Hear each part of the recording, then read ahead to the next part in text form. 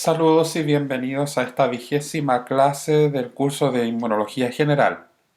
Hoy día vamos a seguir conversando acerca de inmunopatologías varias y el caso de hoy vamos a comentar acerca de este gran abanico de inmunodeficiencias. Entonces, lo primero que hay que hacer es definir inmunodeficiencias. Una inmunodeficiencia es el estado en el cual la habilidad del sistema inmune para combatir los patógenos se encuentra disminuida o está derechamente ausente. ¿Ya? Y para términos prácticos y de clasificación, nosotros podemos separarla en dos grandes grupos. Las inmunodeficiencias primarias, en las cuales hay defectos en uno o varios genes que pueden afectar uno o más componentes del sistema inmune. Y las inmunodeficiencias secundarias, o adquiridas también llamadas, que son aquellas que están dadas por factores extrínsecos que van a afectar el sistema inmune. Por lo tanto, vamos a ver este gran abanico de cosas partiendo por las inmunodeficiencias primarias. Las inmunodeficiencias primarias pueden darse en todo el estadio de ontogenia de linfocitos B, linfocitos T, o en la maduración de los distintos leucocitos polimorfonucleares. Pero hay algunos que están más asociados que otros. No vamos a hablar de todo el abanico de inmunodeficiencias que pueden existir porque va a depender de todos los genes que están asociados. Hay algunas que están más descritas que otras. Y por ejemplo las que están mostradas aquí, las inmunodeficiencias combinadas, las aplasias tímicas, la deficiencia en algunas clases de inmunoglobulinas, la A-gamma globulinemia y algunos defectos en neutrófilos las vamos a hablar. Vamos a conversar acerca de ellas. Y en el caso de animales hay que tener bien en cuenta que el hecho de generar las distintas razas hace que haya susceptibilidad o o tipos de inmunodeficiencia dependiendo de las distintas razas. ¿Okay? Dada el cruce entre parientes para generar la raza en los animales que ustedes conocen. Entonces eso es algo que ustedes se van a encontrar con algunas de estas inmunodeficiencias. Entonces vamos a partir hablando de lo que pasa con la A-gamma globulinemia o las deficiencias de las distintas clases de linfocitos. ¿Okay?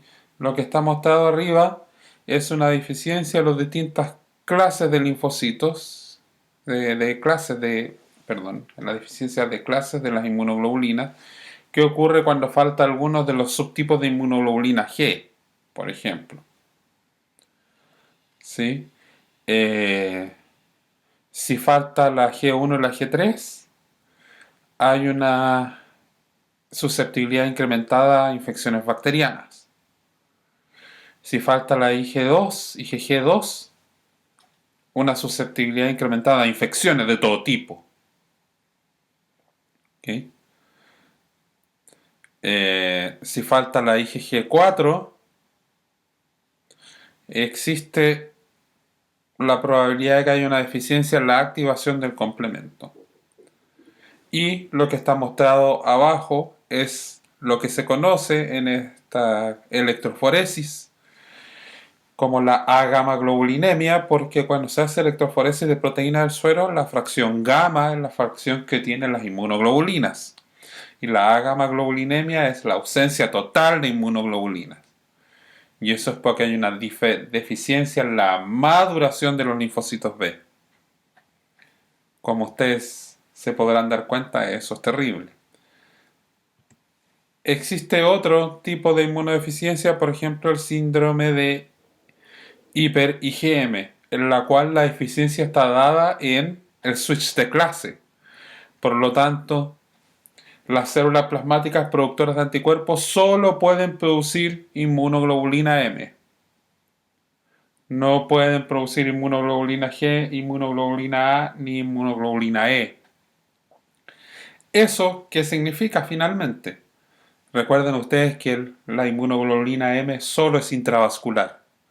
Por lo tanto, son los tejidos van a tener el principal problema para tener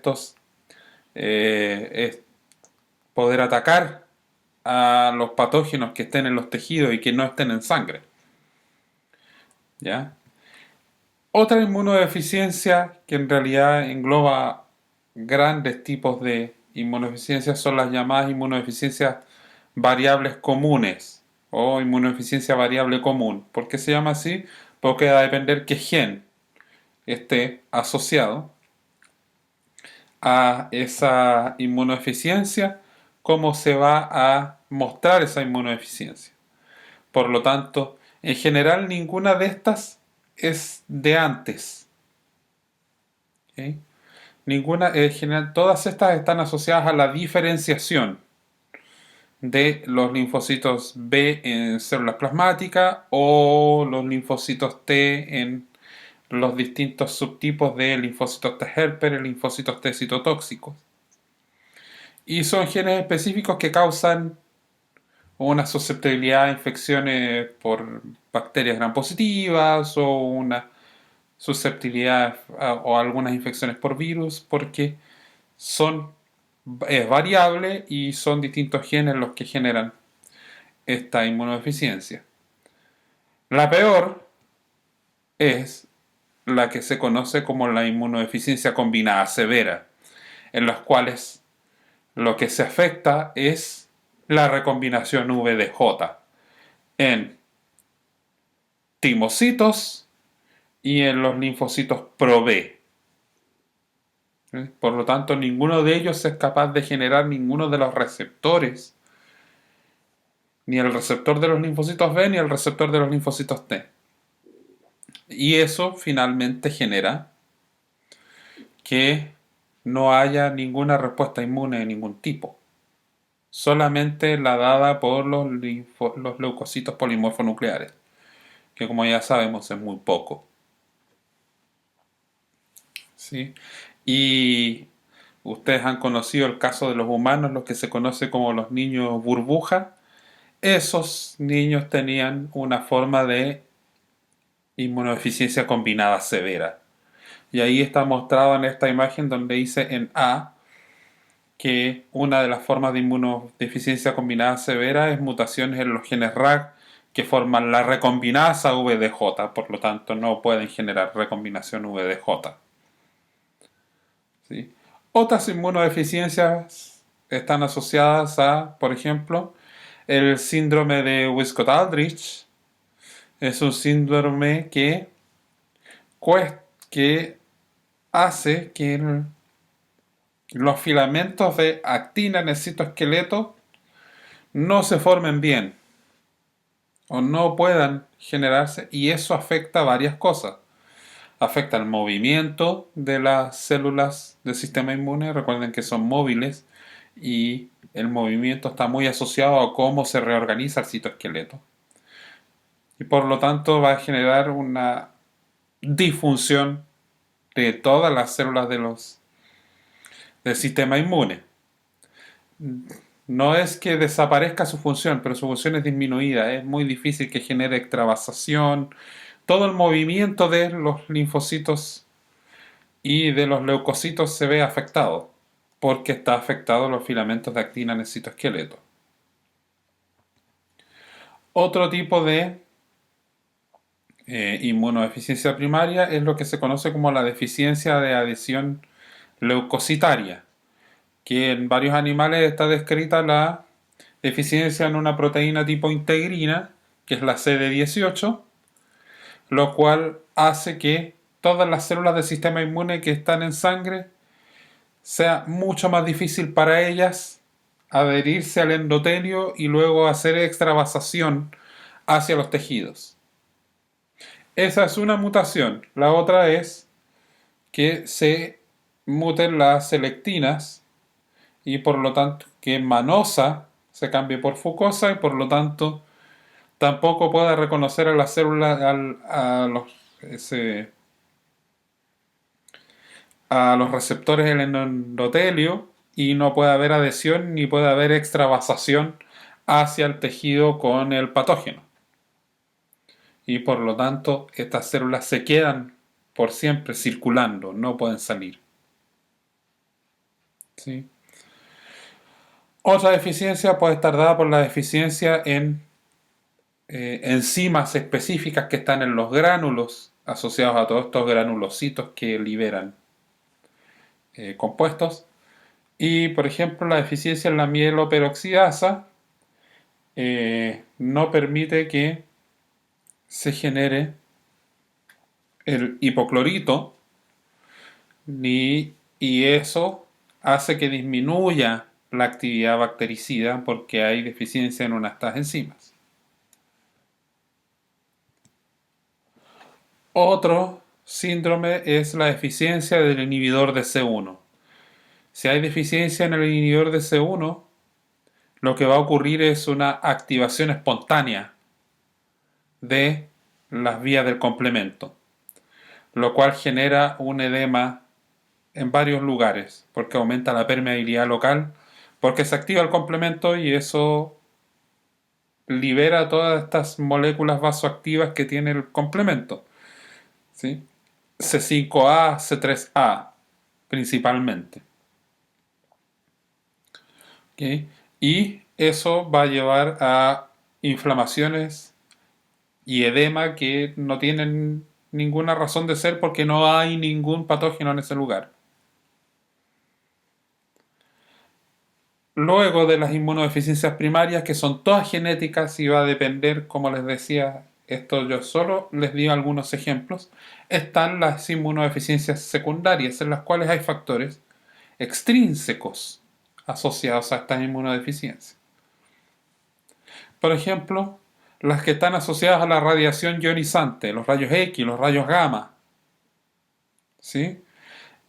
Eso genera que se formen dímeros de timina, una imposibilidad de reparar el daño en el DNA, y todas las células que están con alta división, como por ejemplo las células de la médula ósea, van a afectarse en su división y va a generar una inmunodeficiencia por disminución, porque hay una leucopenia, ¿cierto? Una disminución de la cantidad de leucocitos.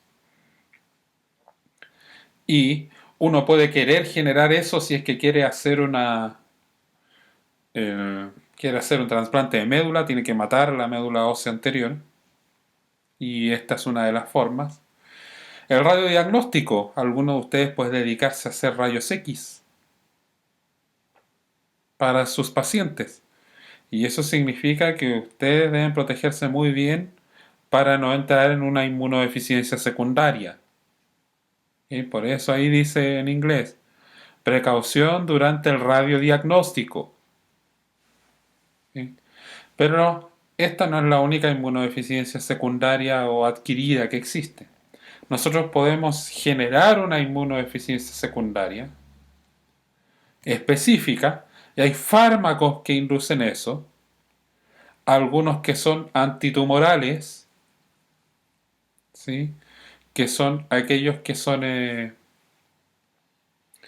análogos de las timidinas, como la azatioprina o la ciclofosfamida, que se intercalan en el DNA, y eso previene la división celular. Y eso afecta al tumor, pero afecta a todas las células que tienen mucha división, como por ejemplo las células en la médula ósea y todas las células de la línea del sistema inmune. ¿Okay? Y eso es algo que nosotros va a ser un efecto secundario de otro tratamiento, el tratamiento para el cáncer. Pero también los corticosteroides generan una inmunosupresión finalmente por inhibición de la generación de un factor de transcripción que es el NF-κB. ¿Okay? Y eso genera una inmunosupresión selectiva. Y es por eso que se utilizan como antiinflamatorios de fuerza, todos los corticosteroides, por ejemplo, ahí está mostrada la prednisona. ¿Okay? En el caso de los trasplantes, recuerden ustedes, los trasplantes generan una respuesta inmune muy fuerte porque hay una serie de antígenos de otro individuo que van a generar una respuesta inmune de la persona que está recibiendo el trasplante o del individuo o del paciente que está recibiendo el trasplante. Y la ciclosporina, principalmente la ciclosporina A, es un muy buen inmunosupresor selectivo y que está más asociado a la inmunosupresión de los linfocitos T helper 1. Por lo tanto, disminuye la respuesta, pero no afecta al resto del sistema inmune. Y esa es una inmunodeficiencia adquirida que queremos que ocurra. ¿Sí? Ahora, ¿qué otra inmunodeficiencia adquirida puede estar asociada? Existen virus de inmunodeficiencia. Y en el caso de los gatos, además, hay un virus de leucemia felina que también provoca una inmunodeficiencia, porque el virus de leucemia está muy asociado al virus de inmunodeficiencia felina. Y estos virus de inmunodeficiencias tienen una particularidad, que atacan el sistema inmune de su paciente. Son virus de RNA, por lo tanto caen dentro de la categoría de los retrovirus. Pero de estos retrovirus están en la familia lo que se conoce como los lentivirus. Y como ustedes ven ahí, hay varios virus que atacan a seres humanos y a distintos animales y son todos de la misma familia de los lentivirus. Y sabemos que el virus de la inmunodeficiencia humana está asociado al virus de la inmunodeficiencia de los simios. Pero existen algunos otros. Y si ustedes se dedican a clínica de animales menores, se van a encontrar más con el virus de la inmunodeficiencia felina. Y si se dedican a animales mayores, se van a encontrar con el virus de la inmunodeficiencia bovina de vez en cuando o el de la anemia infecciosa equina. Estos virus, y aquí lo que voy a dar el ejemplo es el virus de la inmunodeficiencia humana, pero son muy similares como funcionan ellos, lo que hacen es a través de el marcador CD4, por lo tanto afecta linfocitos T helper,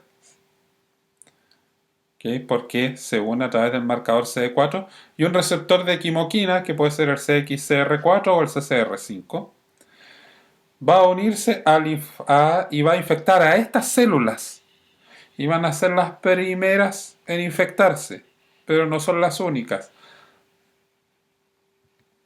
Primero se infectan estos linfocitos TCE4 y a medida que avanza la infección pueden infectarse otras células del sistema inmune. Pero este es el punto con estos virus. Como infectan células del sistema inmune, afecta al sistema inmune inmediatamente. Y como cualquier otro virus, primero ingresa a la célula, tiene una transcriptasa reversa porque es un retrovirus de la familia de los lentivirus, transforma su RNA viral en DNA viral que se integra en el genoma y eso redirecciona toda la maquinaria de la célula a la generación de más partículas virales.